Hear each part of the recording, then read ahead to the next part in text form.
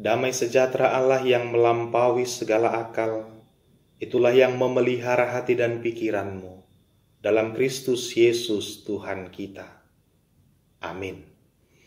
Saudara-saudari Jemaat HKBP Kamal Raya yang diberkati oleh Tuhan kita Yesus Kristus, mari kita persiapkan hati kita menerima firman Tuhan di Minggu Quasimodo Geniti pada hari ini, Minggu 19 April 2020, dari Kitab Mazmur pasal 42 ayat yang pertama hingga ayat yang ke-6. Saya akan membacakannya untuk kita. Demikianlah firman Tuhan. Untuk pemimpin biduan, nyanyian pengajaran Bani Korah. Seperti rusa yang merindukan sungai yang berair, demikianlah jiwaku merindukan Engkau, ya Allah. Jiwaku haus kepada Allah yang hidup. Bilakah aku boleh datang melihat Allah?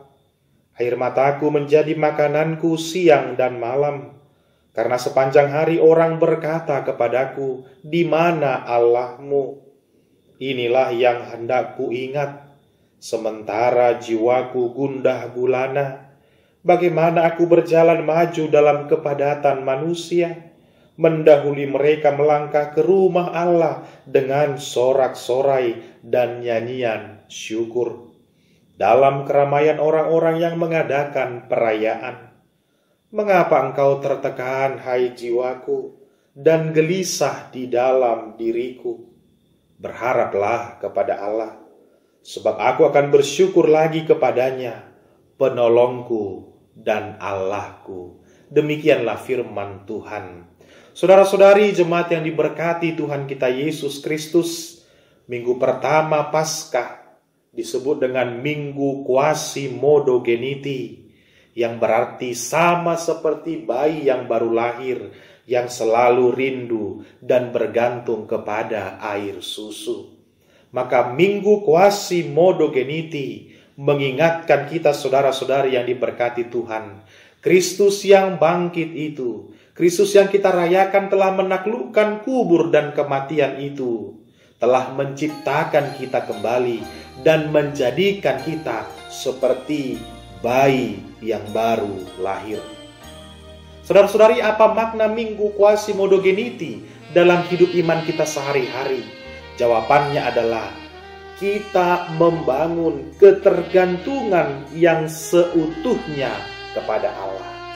Karena kita seperti bayi yang baru lahir, maka kita menyadari diri kita orang yang tidak berdaya, kita orang yang tidak mampu hidup sendiri, kita orang yang tidak bisa makan, tidak bisa minum dengan diri kita sendiri, apalagi membentengi diri kita dari berbagai-bagai kesulitan dan penderitaan hidup.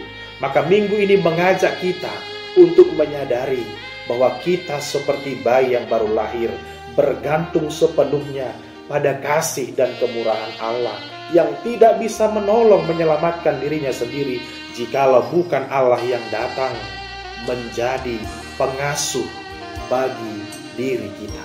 Ini sukacita kita saudara di minggu pertama Paskah ini. Bagaimana debata gabi pangaroro di kita, ngolum di paroro debata, ngoluta sudia kamanginang debata mangaroro kita. Totu mulu ibana do mangaroro kita, tung solowasonna kita, badabu tubagasan ragam niaka, naso hinalomohon niroha. Saudara-saudari jemaat yang diberkati oleh Tuhan kita Yesus Kristus, ini yang mau kita lihat bagaimana kesaksian hidup Raja Daud. Siapa yang tidak kenal Daud?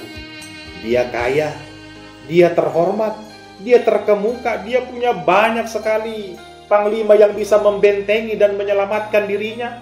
Dia menjadi orang yang paling kaya raja yang paling termasyhur pada masa itu. Tapi yang menarik adalah bagaimana Daud tidak bergantung pada harta yang dia punya. Daud tidak menggantungkan hidupnya pada kekayaan yang dia miliki. Daud tahu bergantung sepenuhnya kepada Allah. Alanido idota maka manginang lama morang nguluna lam sangat ngoluna, dang talu ibana, jaladang salah ibana, marsigatung tu dibata, natotong maka holomi ibana. Maka semakin dia terhormat, semakin dia berkuasa, semakin banyak harta yang dia punya, maka semakin dalam pula ketergantungannya kepada Allah, karena dia tahu sudena adong na dibanai dang boy gabe parsigatunganna. Amun kadongan radang adok kita songon morani Raja Daud. Kalau Daud pun kayanya luar biasa, mampu bergantung kepada Allah, apalagi kita perlu mobil halak nagudang mengadupi ragam niaka paru kilon di bagasan nguluna. Dia tahu bergantung kepada Allah. Bagaimana bisa ini semua terjadi di dalam pribadi Daud?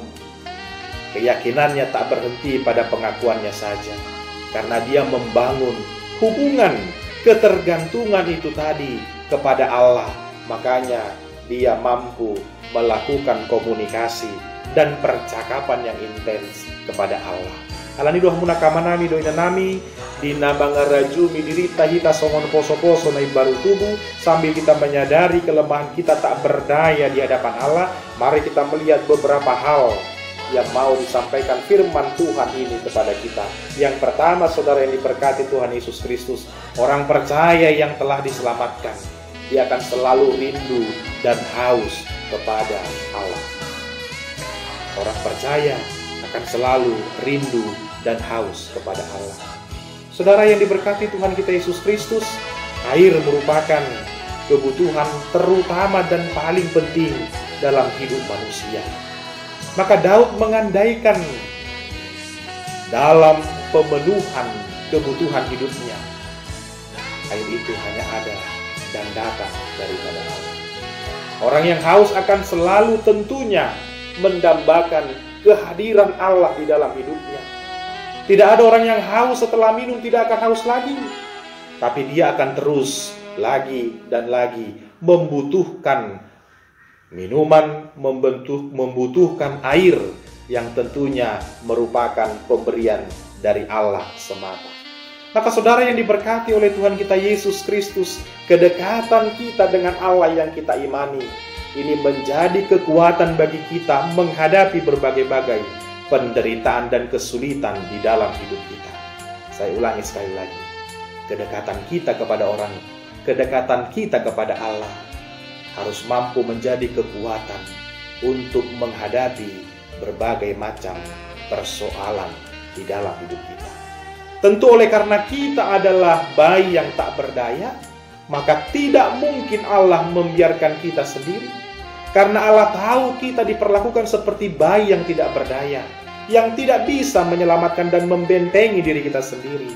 Maka Allah tahu Dia tidak akan membiarkan kita menjalani semua hidup kita seorang diri saja. Saudara-saudari yang diberkati Tuhan Yesus Kristus, ini yang harus dihidupi oleh orang percaya. Dia akan terus merasa rindu, merasa haus, dan terus dia ingin dipuaskan oleh kebenaran firman Tuhan. Penderitaan yang kita alami tentu membuat kita haus akan kasih karunia Allah, terus haus menantikan pertolongan Allah, terus rindu kapan Tuhan akan datang melawat kehidupan kita. Maka ini yang mau dilatih di dalam diri kehidupan orang percaya, bagaimana rindu dan haus itu benar-benar menjadi sebuah aktualisasi dari iman percayanya. Maka saudara, kita juga haus akan lawatan Allah. Kita juga rindu mengecap kebaikan dan kemurahan Allah. Dan ini yang terus dihidupi oleh orang percaya. Yang kedua, saudara-saudari yang diberkati Tuhan kita Yesus Kristus, orang percaya dimungkinkan untuk menderita. Maka satu pertanyaan yang sering sekali muncul di dalam kehidupan, bahkan mungkin orang percaya, kenapa orang yang baik jalan hidupnya, orang yang lurus hidupnya, menghadapi berbagai-bagai penderitaan? Jangan-jangan pikiran itu juga muncul dari dalam diri kita, bahwa kita berpikir kalau orangnya baik dan setia di dalam Tuhan, maka dia tidak akan mengalami kesulitan dalam hidupnya. Atau jangan-jangan ada yang membandingkan hidupnya dengan hidup orang jahat yang dipandang lebih enak, tidak menghadapi kesulitan, dan lain sebagainya. Saudara-saudara yang diberkati Tuhan Yesus Kristus, bagi orang percaya, penderitaan dan kesulitan itu akan menjadi latihan ketaatan kepada Allah yang dia imani. Penderitaan dan kesulitan itu akan membangun sebuah pengakuan bahwa orang percaya itu lemah, orang percaya itu tak berdaya untuk menopang dirinya sendiri. Ini yang mau kita lihat, dan ini yang menjadi kesaksian hidup orang-orang percaya. Maka saudara, saat bergumul, maka memang musuh kita yang mungkin membisikkan dari dalam diri kita. Bahkan di tengah-tengah virus corona sekarang, jangan-jangan ini juga sering bertanya-tanya dalam hati kita, di mana Allah? Di mana Tuhanmu? Dan ini pekerjaan iblis, saudara. Saat kita di tengah keterpurukan dan tekanan sekalipun, dia akan bertanya kepada kita, di mana Allah? Di mana Tuhan yang engkau imani? Maka orang percaya, dia tidak akan direpotkan dan tidak akan terganggu dengan pertanyaan-pertanyaan di mana Allah saat kesulitan terjadi dalam hidupnya. Oleh karena itu, saudara-saudari yang diberkati oleh Tuhan kita Yesus Kristus, mengapa Allah membiarkan kita menderita? Orang percaya tidak akan berpaut pada penderitaannya, namun pada penyelamatan Allah yang menolong dia, mengangkat dia keluar dari penderitaan itu. Maka saudara, Allah yang diimani oleh Daud itu tadi, dia mengobarkan komunikasinya, mengobarkan pujiannya, bahkan semakin tertekan hidupnya. Penderitaannya semakin bertubi-tubi, tapi justru kerinduannya semakin mendalam. Ini luar biasa, saudara.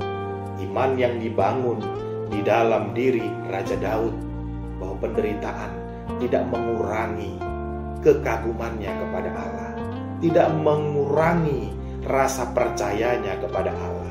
Maka ini yang kita bawa juga di dalam kehidupan kita, saudara, bahwa kenapa Daud mampu melakukan itu. Dia hanya memuja-muji Allah dengan sorak-sorai dan penuh ucapan syukur. Hal yang sama juga yang kita lakukan untuk melawan pergumulan kita yang panjang itu. Kenapa Daud bisa melewati itu? Di tengah penderitaan, di tengah kesulitan itu, dia terus mengobarkan pujiannya kepada Allah. Dia menambah jam doanya kepada Allah. Dia terus membangun komitmen dan komunikasinya kepada Allah. Dan itu yang menjadi kekuatan bagi orang percaya. Maka saudara, aku rindu bilakah kapankah aku bisa masuk ke rumah Allah. Saya yakin kita semua sudah merindukan bersekutu di gereja kita. Rindu kita masuk ke rumah Allah. Apa boleh buat, Tuhan masih ingin kita bersekutu di rumah kita, karena Tuhan yang hadir dan datang di tengah-tengah keluarga kita. Meskipun kita mengimani saatnya akan tiba, kita akan kembali bersekutu di rumah Tuhan. Amin. Maka ini yang mau dikatakan dalam Matius 18 ayat 21, dikatakan, di mana 2 atau 3 orang berkumpul dalam namaku, aku ada di tengah-tengah mereka. Maka kerinduan untuk bersekutu terus berkobar-kobar di dalam kehidupan orang percaya yang tengah dirundung oleh berbagai-bagai kesulitan. Dia ada di tengah-tengah kita, dia ada di rumah kita, dia ada saat kita memanggil namanya, dia ada saat kita berdoa, dia ada saat kita bernyanyi, menaikkan pujian syukur kepadanya. Oleh karena itu, saudara, kobarkan pujianmu, kobarkan ucapan syukurmu, nyalakan pelita imanmu, tingkatkan intensitas doamu kepada Allah. Maka dengan cara itu, penderitaan dan pergumulan akan kita hadapi dengan kekuatan yang daripada Allah. Yang ketiga, saudara yang diberkati Tuhan Yesus Kristus, orang percaya akan terus berharap dan bersyukur kepada Allah. Orang percaya terus berharap dan bersyukur kepada Allah. Saudara, kedekatanmu dengan Allah harus membawa dampak positif. Kedekatan kita kepada Allah yang kita imani dengan nyanyian doa ucapan syukur tadi harus membangun dua hal dalam diri kita, yaitu terbangunnya pengharapan yang kokoh dan juga terbangunnya ungkapan syukur yang tidak berkesudahan kepada Allah. Ini dampak kedekatan kita, intensitas kita berkomunikasi dengan Allah. Ini juga kiranya saudara yang terpancar dalam hidup kita, sehingga kedekatan itu terlihat meski kita sedang menghadapi banyak persoalan dalam hidup kita. Namun saudara-saudari yang diberkati Tuhan Yesus Kristus, namun tak berarti jika hanya persekutuan kita, Jemaat HKBP Kamal Raya, hanya sebatas bernyanyi belaka tanpa tertempa kedua hal yang tadi di dalam kehidupan kita. Maka kita mengaktualisasikan apa yang kita imani itu membawa dampak di tengah-tengah kehidupan kita. Maka bolehlah kita bertanya dalam diri kita di tengah-tengah kesulitan hidup kita. Semakin kokohkah pengharapanmu kepada Allah di tengah-tengah penderitaan yang sangat panjang ini? Makin bertambah kuatkah pengharapanmu kepada Allah akan janjinya yang akan menolong hidupmu di tengah-tengah virus corona yang terus masih berlangsung hingga saat ini? Semakin bertambahkah ungkapan syukurmu di tengah-tengah situasi yang sulit dan menakutkan ini? Ini juga menjadi sebuah permenungan, pertanyaan yang kita jawab di dalam diri kita masing-masing. Bagaimana kedua hal ini terus terpatri, tidak boleh sirna di dalam kehidupan orang percaya. Maka saudara, kita berharap karena Allah tidak pernah mengecewakan kita. Roma 5 ayat 5, pengharapan itu tidak mengecewakan. Tidak pernah orang kecewa karena berharap kepada Allah. Tapi kalau kita berharap kepada hal-hal yang semu, kita akan kecewa karena tidak akan dipenuhi. Tapi pengharapan kepada Allah tidak akan pernah mengecewakan. Maka pelihara pengharapanmu, bangun kokoh pengharapanmu. Kita juga bersyukur bukan karena kita menghadapi kesulitan ini. Kita bersyukur karena Allah telah melakukan jauh melampaui doa kita. Allah melakukan jauh melampaui semua hal yang kita pikirkan. Maka saudara-saudari jemaat yang diberkati Tuhan, kedua hal tadi tidak boleh hilang dalam diri orang percaya. Maka pada akhirnya Daud ketika dia mampu bersyukur setelah dia melihat banyak hal, maka dia katakan, kenapa engkau tertekan hai jiwaku? Buasa ho alit, buasa saituki ho alitodiku. Aku mau berharap lagi kepada Allah. Aku tidak mau tertekan. Bangunlah jiwaku, jangan engkau tertekan. Lihatlah apa yang telah Allah perbuat dalam hidupku. Aku mau terus berharap lagi dan lagi kepada Allah. Ini yang harus dihidupi oleh orang-orang percaya. Maka saudara-saudari yang diberkati Tuhan kita Yesus Kristus, Jemaat HKBP Kamal Raya, bangunlah, peliharalah ketergantunganmu pada Allah. Penderitaan dan kesulitan hidup sering merampas pengharapan kita akan kasih dan penyertaan Tuhan. Namun sekali lagi, ingat dan peganglah, karena kita adalah baik, Allah tidak akan membiarkan. Karena kita adalah pribadi yang tidak berdaya, Allah akan terus menopang hidup kita. Di parorot di batado mulut, HHB nahurang di bagasan mulutnya, mulu di batado mangarorot tita, mulu di dok mangarorot betu sikok dijagai, diramoti, dilehon sudia kanarikot di mulutnya. Kenapa kita harus takut? Kenapa kita harus cemas di dalam kehidupan ini? Maka percayalah saudara-saudara ini berkati Tuhan. Allah tahu yang kita alami. Allah tahu yang kita butuhkan. Hanya satu yang mau Dia minta. Tetaplah bergantung kepadanya. Dia mengasihi kita. Dia melawat kita, Dia menolong kita, karena kita adalah bayi yang terus dikasihi, yang terus diberikan kehidupan. Maka bangunlah iman kita, komunikasi kita, ketergantungan kita kepada Allah. Amin. Kita berdoa. Terima kasih ya Allah untuk semua kebaikan-Mu dalam hidup kami. Untuk firman-Mu di minggu kuasi Modo Geniti ini. Tolonglah kami menyadari kelemahan kami, ketidakberdayaan kami. Kami mau bergantung sepenuhnya kepada-Mu. Tolonglah kami, berkatilah kami. Kami mendoakan semua yang terjadi dalam hidup kami. Di tengah-tengah bangsa dan dunia ini, kami mau terus berharap kepada-Mu. Itu sebabnya kami tak berhenti berdoa, memohon kepada-Mu, memanggil nama-Mu, memuji Engkau. Kasihanilah kami, lihatlah kami, topanglah kami, bantulah sekalian orang yang berseru-seru memohon pertolongan-Mu. Berkatilah seluruh jemaat-Mu HKBP Kamal Raya, mulai dari yang kecil hingga yang lansia. Berikan kesehatan, berikan kekuatan, bahkan semua yang mereka butuhkan, Tuhan mencukupkannya. Berkati kami bersama seluruh majelis gereja-Mu. Berikan kesehatan, kekuatan kepada kami. Orang yang sulit hidupnya, yang mengalami tekanan, biarlah mereka terus menengadah pada kasih dan kemurahan. Karena Yesus yang bangkit, kami berdoa kepada-Mu. Amin.